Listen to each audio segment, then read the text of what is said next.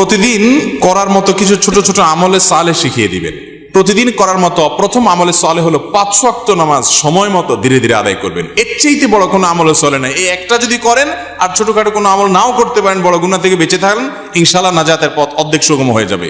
5 ওয়াক্ত নামাজ, এইটার কোনো বিকল্প ইসলামে আর কিছু নাই। এটা ঠিক রাখতেই হবে, এক্ষেত্রে কোনো ছাড় নাই। দাঁড়ায় না হলে বসে শুয়ে যেভাবে পারেন পড়তেই হবে, কোনো ছাড় নাই। অতএব 1 নম্বর আমল হলো 5 ওয়াক্ত নামাজ পড়বেন। 2 নম্বর হলো সকল বড় বড় মোটা মোটা গুনাহগুলা থেকে বেঁচে থাকবেন। চোখের গুনাহ, হারাম জিনিস দেখা, হারাম জিনিস শোনা, গালমন্দ করা, মানুষের হক মারা, হারাম খাওয়া, এই বড় বড় গুনাহগুলো থেকে বেঁচে থাকবেন। নাম্বার 3, নবী করিম সাল্লাল্লাহু আলাইহি ওয়াসাল্লাম প্রতি বেশি বেশি দুরূদ পাঠ করবেন। আল্লাহুম্মা সাল্লি আলা মুহাম্মদ ওয়া আলা আলি মুহাম্মদ, শুধু সাল্লাল্লাহু আলাইহি ওয়াসাল্লাম, দুরূদ ইব্রাহিম যত বেশি পারেন দিনে 10 বার 20 বার পাঠ করবেন। নাম্বার 4, ইস্তিগফার বেশি বেশি করবেন। আস্তাগফিরুল্লাহ ওয়া আতুবু ইলাইহি, আস্তাগফিরুল্লাহ ওয়া আতুবু ইলাইহি, আস্তাগফিরুল্লাহ আল্লাযী লা ইলাহা ইল্লা হুয়াল হাইয়ুল কাইয়্যুম, এরকম ইস্তিগফার পড়বেন। নাম্বার 5, যেই কোনো কাজ করবেন, এই কাজগুলোর পাশাপাশি কোরআনে কারীমের তেলাওয়াত প্রতিদিন একটু একটু করে করবেন। বিশেষ করে সূরা ইখলাস, কুল হুয়াল্লাহ সূরা একবার পড়লে 3 ভাগের কোরআন 3 ভাগের 1 ভাগ পড়ার সমান সওয়াব হয়। অতএব আপনি চাইলে কয়েক মিনিটের ভিতরে পুরো 1 খতম কোরআনের সওয়াব পেতে পারেন। বিশেষ সূরা ইখলাস পাঠ করবেন। 6 নম্বর হলো যত জিকির আছে কোরআন হাদিসে বর্ণিত, এই জিকিরগুলো বেশি বেশি করে পাঠ করবেন। যেমন সুবহানাল্লাহ ওয়া বিহামদিহি সুবহানাল্লাহিল আযীম, তারপর লা হাওলা ওয়ালা কুওয়াতা ইল্লা বিল্লাহ, এটাকে জান্নাতের ভান্ডার বলা হয়েছে। তারপর আপনার দুরূদ ইব্রাহিমের পাশাপাশি অন্যান্য সাধারণ দুরূদ তো পড়বেনই। যত জিকির আছে এর মধ্যে একটা জিকির আছে ইয়া জাল জালালি ওয়াল ইকরাম, বেশি বেশি করে। তাহলে ইয়া জাল জালালি ওয়াল ইকরাম, সুবহানাল্লাহ ওয়া বিহামদিহি সুবহানাল্লাহিল আযীম এবং লা হাওলা ওয়ালা কুওয়াতা ইল্লা বিল্লাহ, স্পেশালি এই 3টা বেশি বেশি জিকির পাঠ করবেন। কোন মুসলমানকে জাহান্নামে দেওয়ার পর কখনো কি তাকে জান্নাতে দেওয়া হবে?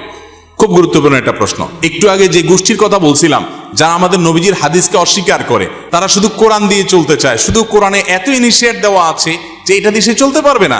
শুধু কোরআন যদি দিয়ে চলতে চায়, কোরআন তারা আমাদের নবী থেকেই পাইছে, এখন নবীর কোরআনটা মানবে, হাদিসটা মানবে না। এটা হলো একরকম মামুর ভাইয়ের আবদারের মতো।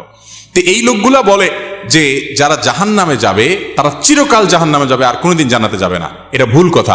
কোরআনে কারিমে আল্লাহ রাব্বুল আলামিন জাহান্নামীদের বিভিন্ন বিবরণ উল্লেখ করেছেন। অনেক পাপের কারণে জাহান্নামে স্থায়ী থাকার কথা বলেছেন।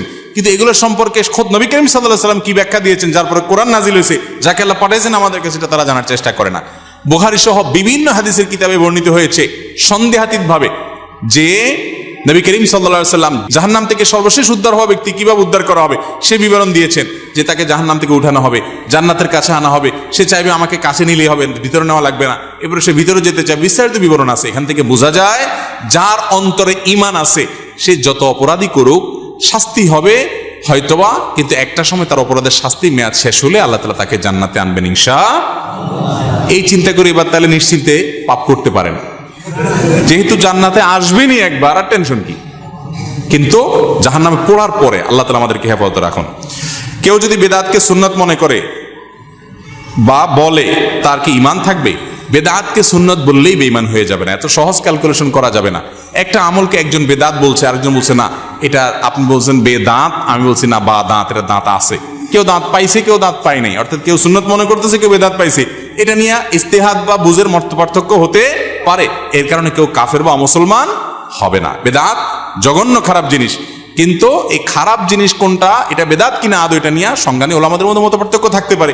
অনেক বড় বড় ইমামদের মধ্যে মত পার্থক্য আছে। একই কথাকে একজন ইমাম বলছেন বেদাত, আরেকজন বলছেন এটা বেদাত না। অতএব এটা নিয়ে মারামারি করবেন না। মেয়েদের সাদা স্রাব হলে নামাজ পড়তে পারবে কিনা?